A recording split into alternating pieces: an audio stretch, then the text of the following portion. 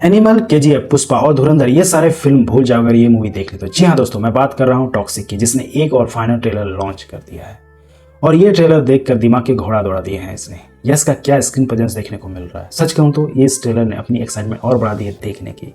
हालांकि मूवी 26 अगस्त को रिलीज होगी और अभी भी 17 दिन बचे हैं, लेकिन फिल्म देखने से खुद को रोक नहीं पाऊंगा, खासकर पहला शो देखने से।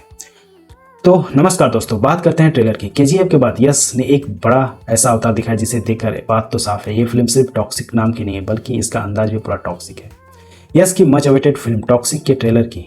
और भाई, ट्रेलर देखने के बाद सबसे पहला सवाल यही आता है कि आखिर यस के किरदार के साथ ऐसा क्या हुआ कि वो इस अंधेरी दुनिया का सबसे खतरनाक खिलाड़ी बन गया। ये ट्रेलर है 4 मिनट 38 सेकंड की, जहां यस बारिश में बैठा है, हाथ में पिस्तौल लेकर, साथ में एक बच्चा बैठा। वो अपने पिता से कहता है कि मैं आपकी हर बात मानूंगा, गुस्सा मत करो। फिर यस गुस्सा से फायर कर देता है। और दूसरा सीन में कियारा चिल्लाते हुए नजर आती है और उसके बाद कहती है, चेहरे पर नकाब डालकर गम तो छुपा सकते हो, लेकिन तकदीर में लिखी बर्बादी को नहीं। फिर जो तबाही शुरू होती है वो देखने के लायक है। उसके बाद उसकी बहन बोलती है, तुमको इस शहर पर राज करना। फिर वो खून की होली करता है और दमदार एक्शन और यूनिटी सीन भी देखने को मिलेगी जो रोंगटे खड़े कर देगी। सबसे इंटरेस्टिंग चीज है कि फिल्म की कहानी ट्रेलर से संकेत मिल रहा है कि यस का किरदार अपने अतीत, परिवार, दुश्मनों से जुड़ी एक बड़ी कहानी में फंसा हुआ है। अंडरग्राउंड क्राइम वर्ल्ड, बदला, रिश्ते, पावर और एक्शन सब कुछ एक ही पैकेज में दिखाई देता है। और फिर आती है फीमेल कास्ट, कियारा आडवाणी, नयनतारा, हुमा कुरैशी, तारा सुतारिया और रुक्मणी वसंता, जैसे नाम फिल्म को और एक बड़ा बना देती है। कियारा का कैरेक्टर भी सिर्फ ग्लैमर के लिए नहीं दिखाया गया है।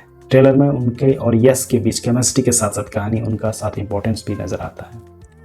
वहीं नयनतारा की मौजूदगी एक अलग ही क्यूरियोसिटी पैदा करती है। आखिर उनका कैरेक्टर यस की कहानी में साथी है, परिवार का हिस्सा है, या फिर कहानी का कोई बड़ा ट्विस्ट? इसका जवाब फिल्म में ही मिलेगा। लेकिन भाई, सबसे बड़ा खेल है यस का लुक और स्क्रीन प्रेजेंस।